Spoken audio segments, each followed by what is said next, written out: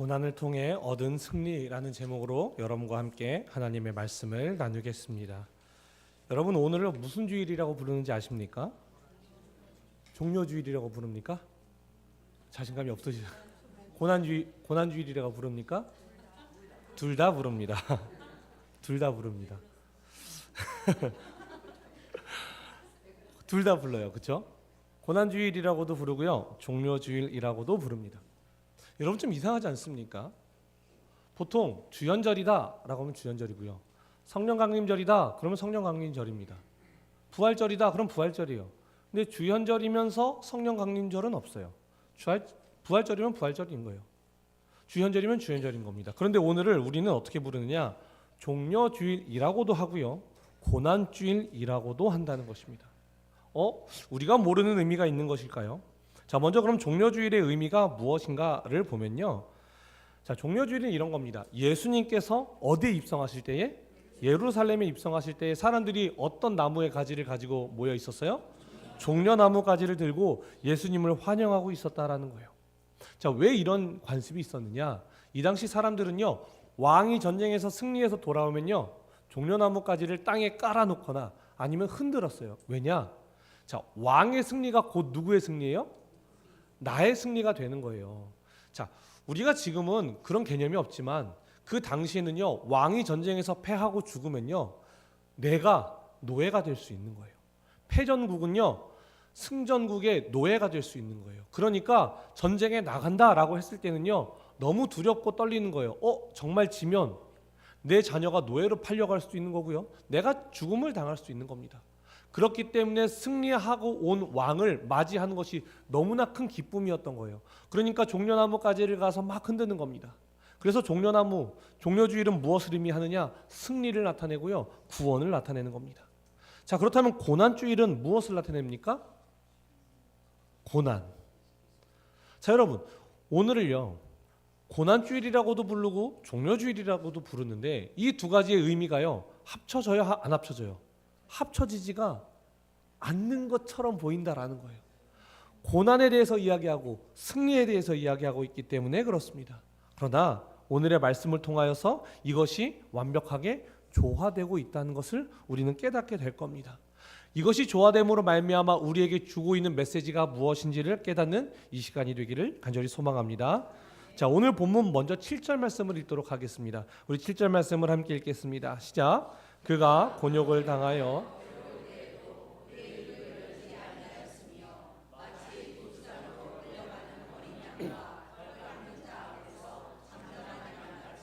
그의 입을 열지 아니하였도다. 아멘. 여러분, 그가 곤욕을 당했다라고 이야기합니다. 그가 누굽니까? 예수님이세요. 자, 예수님께서 곤욕을 당하고요, 괴로움에 있는데요, 그의 입을 열었습니까? 안 열었습니까? 열지 않았다라는 것을 이야기하는 거예요. 자, 여러분, 이사야는요, 예수님이 오시기 몇 년 전 사람인지 혹시 아십니까? 대략 700년 전 사람입니다. 700년 전의 예언이요, 정확하게 700년 후에 예수님을 통해서 이루어지고 있다라는 거예요. 곤욕을 당하고 괴로울 때에도 그의 입을 열지 않으셨다. 이것을 어디에서 증언하느냐? 마태복음 27장 12절로 14절이 말합니다. 우리 함께 읽겠습니다. 시작. 대제사장들과 장로들에게 고발을 당하되 아무 대답도 아니하시는지라. 이에 빌라도가 이르되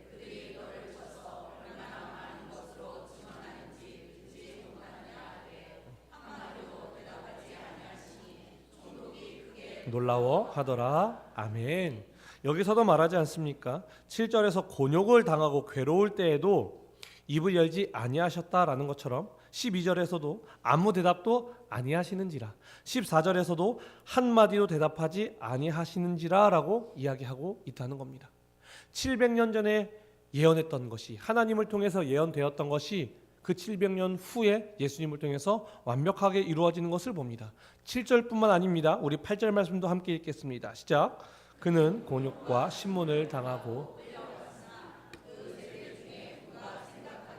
그가 살아있는 자들의 땅에서 끊어짐은 마땅히 형벌받을 내 백성의 허물 때문이라 하였으리요. 아멘. 여기서 중요한 것은 무엇이냐? 그 세대 중에 누가 생각하기를 이란 표현을 써요. 이것은 아무도 생각하지 않았다라는 거예요. 그가 살아있는 자들의 땅에서 끊어지는 것이 마땅히 형벌을 받을 내 백성의 허물 때문이다 라고 생각한 사람이 없다는 거예요. 그 당시 사람들은 어떻게 생각했습니까? 예수님이 십자가를 지는 것을 누구의 죄 때문이라고 생각했어요? 예수님 자신의 죄 때문이라고 생각했다라는 거예요. 누구도 자기의 백성들을 위한 것이라고 생각하지 않았다는 거예요. 심지어 누구조차도, 제자들조차도 그렇게 이야기했음에도 불구하고 누구도 알지 못했다는 것을 8절이 이야기하고 있는 것이고, 이것을 신약 성경 그대로 이루어지고 있다는 것을 이야기하는 겁니다. 자, 우리 9절 말씀도 어떻게 이루어지는지 또한 보도록 하겠습니다. 시작. 그는 강포를 행하지 아니하였고 그의 입에 거짓이 없었으나 그의 무덤이 악인들과 그가 죽은 후에 부자와 함께 있었도다. 아멘. 자, 그는 강포를 행하지 아니하였고, 뭔가 강압적으로 행하신 것이 없다는 것을 말합니다. 예수님 그렇게 하셨죠. 그의 입에 거짓이 없었다라고 말합니다. 예수님의 입에 거짓이 없었습니다. 그의 무덤이 원래 악인들과 함께 있었다라고 말해요.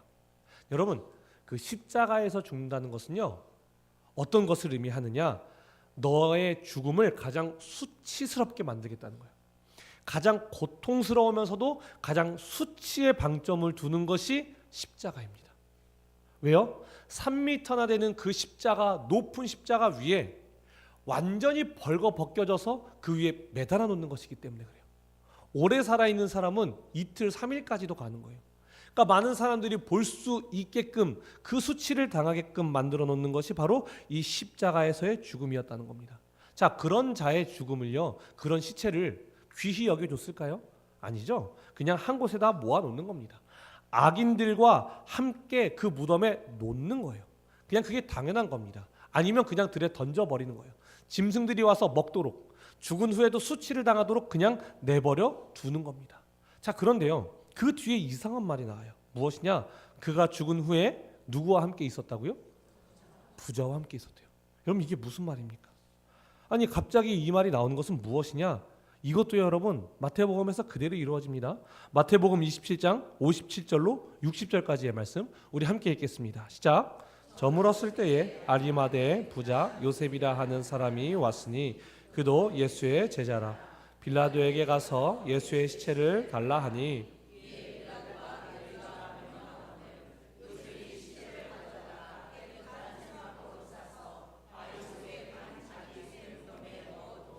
큰 돌을 굴려 무덤 문에 놓고 가니. 아멘.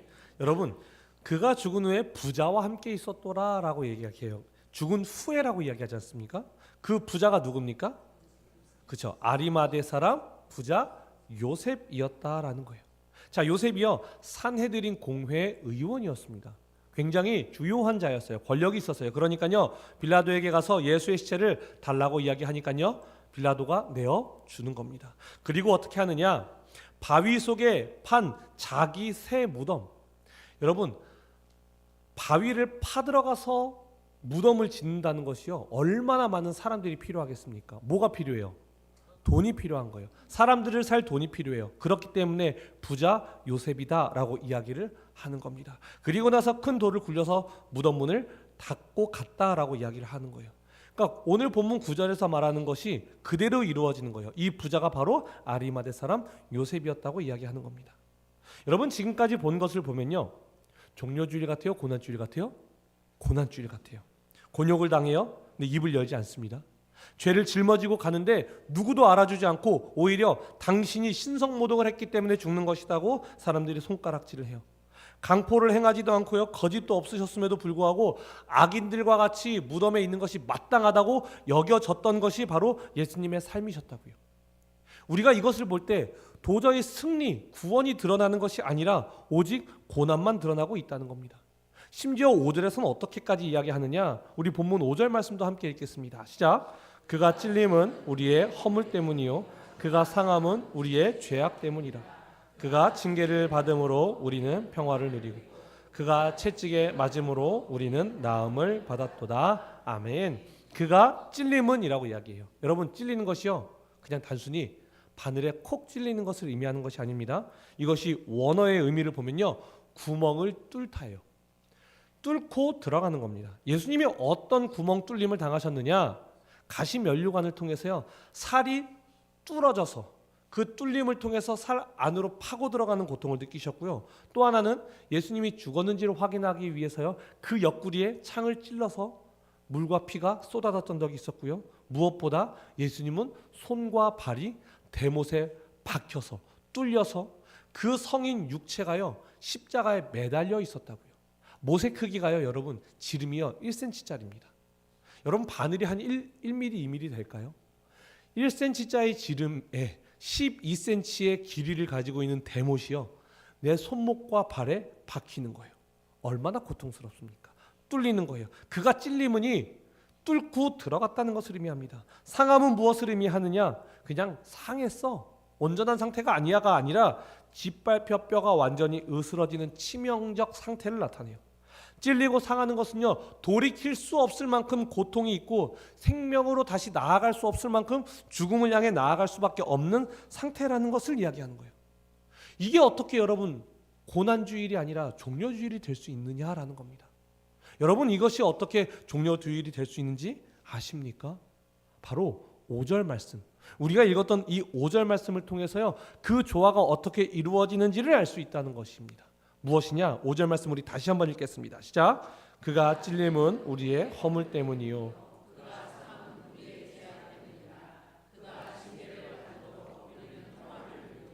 그가 채찍에 맞음으로 우리는 나음을 받았도다. 아멘. 여러분 보이십니까? 그가 징계를 받음으로 누가 평화를 누려요? 우리는 평화를 누려요. 그가 채찍에 맞음으로 누가 나음을 받아요? 우리는 나음을 받아요. 예수님께는 고난이에요. 누구에게는 승리예요? 우리에게는 승리라는 것입니다. 오늘이 종려주일이면서 고난주일일 수 있는 이유는요, 주체를 분리시킬 때 가능한 거예요. 예수님의 고난을 통해서 우리가 나음을 받고요, 예수님의 징계를 통해서요 우리가 생명을 얻었다라는 것을 이해하면 오늘이 왜 종려주일이면서 오늘이 왜 고난주일인지를 알 수 있다는 것입니다. 여러분 어떻게 생명을 얻을 수 있는지 아십니까? 내어주어야 합니다. 그 고난을 통해서 고통을 통해서 내어줄 때 생명을 얻을 수 있다라는 거예요. 여러분 혹시 그 의좋은 형제라는 설화를 알고 계십니까? 내용이 이렇습니다. 의좋은 두 형제가 있었어요. 그 두 형제가 어렸을 때부터 너무 친하게 서로를 잘 챙기면서 살았습니다. 근데 형이 먼저 결혼을 했어요. 결혼을 하고 아이를 낳았습니다. 동생도 이제 아내를 이제 찾아서 결혼을 하고 가정을 이루어가고 있었어요. 근데 그때 이제 가을이 된 거예요. 추수 때가 왔습니다. 추수를 하고 형과 동생이 함께 농사를 지으니까요 동일하게 가져간 거예요. 자, 근데 동생이 생각한 거예요. 나보다 형네 집에는 가족이 많은데 어떻게 해야 되지? 라고 생각하면서 내가 형네 집에 쌀을 더 가져다 줘야겠다. 한 가마니를 가지고 형네 집에 몰래 밤에 가서 놓습니다. 집에 와서 돌이켜 봤는데 쌀이 하나가 없어야 되잖아요. 근데 없어요? 아니면 그대로 있어요? 그대로 있어요. 이상하다. 다음날 또 하나를 가지고 가서 또 형네 집에 갖다 놓습니다. 근데 그대로 있어요? 또 없어요?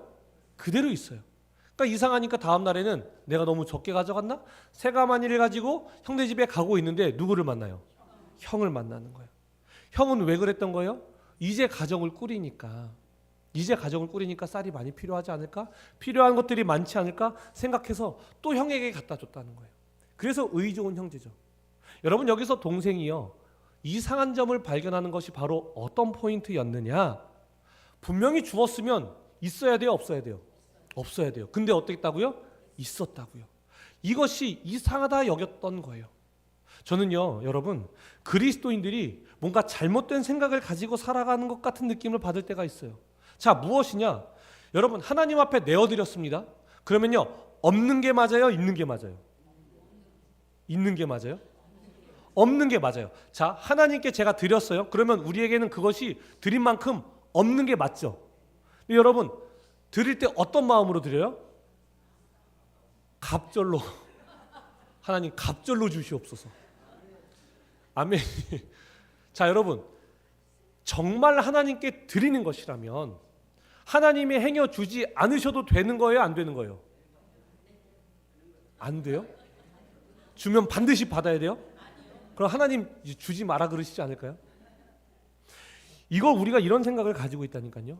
내가 헌금을 드리면 내가 드린 헌금보다 더 많이 채워주시겠지? 여러분 이게 드린 게 맞냐고요? 여러분 이게 정말 드린 게 맞아요? 제가 고등학교 3학년 때요, 이제 수능을 준비하면서 수시를 보지 않습니까? 수시는요, 제가 못 갈 대학을 쓰는 거예요. 수능 보면 내가 갈 수 있는 성적에 맞춰 갈 수 있으니까 내가 가고 싶으나 갈 수 없는 더 상향해서 쓰는 겁니다. 수시를 보고 왔는데요, 마음 안에 어떤 마음이 들었냐? 내가 가지고 있는 모든 돈을 하나님 앞에 드리면 하나님이 붙여주시지 않을까 라는 마음으로요, 그 100원까지 쓸어 모아서 하나님 앞에 다 드렸어요. 그때 하나님이 붙여주셨어요? 안 붙여주셨어요? 왜 이렇게 잘하십니까? 안 붙여주셨어요, 여러분. 목사님이 그 헌금을 받고 놀라셨대요. 안 붙여주실 텐데 걱정하셨대요. 얘 낙담하면 어떡하지? 실망하면 어떡하지? 여러분, 대학은 헌금으로 가는 겁니까? 실력으로 가는 겁니까? 실력으로. 근데 여러분이 왜 이렇게 헌금을 드리고 갑절로 받으려고 하십니까? 여러분, 내어드린다는 것은요, 드리는 거예요. 그러면요, 그분이 나에게 채우시든 않든 그건 중요한 게 아닌 겁니다. 내가 드렸으면 그걸로 된 거예요. 선물 받으려고 주는 사람이 어디 있습니까? 주면 그걸로 끝인 거예요, 여러분. 저는요, 여러분, 헌금을요, 마중물이라고 하는 분도 봤어요. 내가 이만큼 내어드리면 나에게 더 많이 주시겠지? 여러분, 자꾸 우리는 이런 생각을 하면서 살아간다고요. 여러분, 아니에요. 드리면 드린 것으로 끝나는 겁니다. 우리가 왜 자꾸 이런 마음을 가지고 있느냐? 마치 오병이어 같은 기적을 원하기 때문에 그래요. 오병이어 무엇입니까? 내가 물고기 2마리와 보리떡 5개를 하나님께 드렸더니 몇 천 명이 먹을 수 있는 음식을 주셨어요? 5천 명이 먹을 수 있는 음식을 주셨다고요. 그러니까 내가 하나님 앞에 헌금을 드릴 때, 내가 하나님 앞에 헌신하고 봉사를 할 때, 하나님 갑절로 역사하여 주시옵소서, 내가 더 많은 복을 누릴 수 있게 허락하여 주시옵소서라고 우리가 그렇게 기도한다고요. 여러분, 그런데요, 오병이어를 잘 봐야 됩니다. 이 기적을 잘 봐야 돼요. 여러분, 한번 생각해 보십시오. 물고기 2마리와 보리떡 5개를 드린 그 아이가 5천 명분을 자기가 받았습니까? 아니면 5천 명이 먹게 되었습니까? 이게 여러분 중요한 거예요. 내어 드린 자가 있고요, 누린 자가 있다는 것을 여러분 기억하셔야 됩니다. 고난을 받은 자가 있고요, 구원을 받은 자가 있다고요. 근데 우리는 어떻게 하려고 하는지 아십니까? 신앙생활하면서 어떻게 하려고 하는지 아십니까? 내 헌신, 내 노력, 내 헌금으로 내가 더 복받고 싶고, 내가 그 오병이어의 기적의 주인공이 되고 싶어 한다고요. 5천 명의 분을 나에게 주시옵소서 라고 이야기하지만, 성령은요, 나를 통하여서 누군가가 복을 받고 누군가가 예수 그리스도를 믿게 되고, 이것을 이야기하고 있다라는 거예요. 여러분, 예수님을 보세요. 그 고난을 통해서 예수님이 영광 받으시는 것이 아니라 우리가 영광 받잖아요. 우리가 그 구원을 받지 않습니까? 그렇기 때문에 오늘 본문은요, 예수님을 어떻게 이야기하느냐? 오늘 본문 10절 말씀을 함께 읽도록 하겠습니다. 시작. 여호와께서 그에게 상함을 받게 하시기를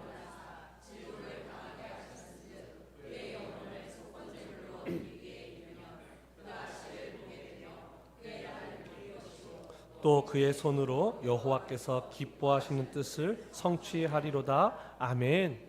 여러분, 하나님은요, 예수님을 어떻게 받기를 원하셨느냐? 그의 영혼을 속건제물로 받기를 원하셨다고요. 여러분, 제물이 무엇입니까? 주인을 위해서요, 대신 죽는 거예요. 자신의 죽음으로 말미암아 누군가를 살리는 게 제물입니다. 예수님이 속건제물이 되셨다는 것은요, 자신이 살아남을 위해서 하는 것이 아니라 바로 우리의 생명을 위해서 자신이 죽는 거예요. 예수님을 따라가는 사람들은 어떤 삶으로 나아가라고 성경이 이야기하느냐? 로마서 12장 1절 말씀을 함께 읽겠습니다. 시작. 그러므로 형제들아, 내가 하나님의 모든 자비하심으로 너희를 권하노니 너희 몸을 하나님이 기뻐하시는 거룩한 산 제물로 드리라. 이는 너희가 드릴 영적 예배니라. 아멘. 여기서도 동일하게 말하지 않습니까? 너희 몸을 하나님이 기뻐하시는 거룩한 산 제물로 드리라 라고 말을 하는 거예요. 산 제물로 드려라. 너희가 수단이 되어라. 누군가를 살릴 수 있도록 너희가 수단이 되어줘라. 거룩한. 왜 우리가 거룩해야 합니까? 내가 복받기 위해서 우리는 거룩하려고 그래요. 우리가 노력하는 거, 헌신하는 거 내가 복받기 위해서 하려고 하지만, 여기서 말하는 것은 거룩함이, 그 제물됨이 누군가를 살리기 위함이라고 우리에게 이야기하고 있습니다. 우리는 무엇을 바라보고 있습니까? 우리의 신앙은 도대체 무엇을 바라고 있는 것입니까? 우리는 끊임없이 나의 헌신과 노력을 향해서 하나님 나에게 복 주시옵소서, 내가 더 채워짐을 받게 하옵소서라고 기도하지만 예수님이 걸어가셨던 삶은 자신의 고난으로 말미암아 우리를 살리셨던 길임을 여러분 기억하시기 바랍니다. 어떻게 우리는 그 길을 걸어갈 수 있을까요? 어떻게 누군가를 위해서 나를 수단 삼을 수 있을까요? 그것은요 여러분, 예수님이 걸어가셨던 길을 끊임없이 내 속에 되뇌이고 묵상하고 새기는 방법밖에 없습니다. 여러분, 그렇기 때문에요, 이번 한 주간은요 새벽 기도가 아니라 온 교인이 저녁에 모여서 우리 기도하려고 합니다. 그때 말씀이 무엇이냐? 예수님이 그 일주일 동안 우리의 죄를 짊어지고 어떻게 걸어가셨는지 하루하루 그 말씀을 마음속에 새김으로 말미암아 이것이 예수님이 나의 승리를 위하여서, 우리의 종료주의를 위하여서 예수님이 고난받으셨구나, 그것을 깨닫는 시간이 되게 하려고 합니다. 여러분, 우리가 해야 할 것은 무엇이냐? 나의 종료주의를 위하여서, 우리의 승리를 위하여서 예수님이 어떤 길을 걸어가셨는가를 보는 것입니다. 그래야 우리가 누군가를 향해서 어떻게 걸어가야 하는지, 얼마나 걸어가야 하는지, 어떻게 나를 내려놔야 하는지를 깨닫게 된다라는 것입니다. 여러분, 우리는 이제 나의 복을 향해서 나아가는 자들이 아닙니다. 하나님께서 나의 복을 채워주시면 감사한 것이고요, 그렇지 않아도 감사한 것입니다. 왜냐? 이미 그 고난을 통해서 우리에게 승리를 허락하여 주신 그 예수 그리스도가 계시기 때문입니다. 이제 우리 베델교회가 나아갈 길은 나의 복을 위해서 나아가는 자들이 아니라 주님의 복을 얻도록 우리가 통로가 되어주는 거룩한 산 제물이 되는 우리 베델교회가 되기를 간절히 소망합니다. 기도하겠습니다. 사랑의 주님, 우리는 신앙생활을 통하여서 끊임없이 내가 복받고 싶었습니다. 내가 잘 살고 싶었고, 내가 누리고 싶었고, 내가 떵떵거리며 살고 싶었던 우리를 용서하여 주시옵소서. 예수님은 철저히 그 고난을 향해 나아갈 때 자신의 영광을 위해 나아간 것이 아니라 우리의 구원을 위해 나아가셨는데, 우리는 예수님의 제자라 말하면서, 우리는 그리스도인이라 말하면서 전혀 그 삶을 따라가지 못하였음을 하나님 용서하여 주시옵소서. 그러나 하나님, 오늘 우리에게 이 말씀을 허락하셨사오니 이제는 주님의 말씀을 향해서 나아가고 누군가를 위하여서 나를 내어줄 수 있는 하나님의 자녀들로 그리스도인답게 우리를 인도하여 주시옵소서. 예수님의 이름으로 기도드립니다.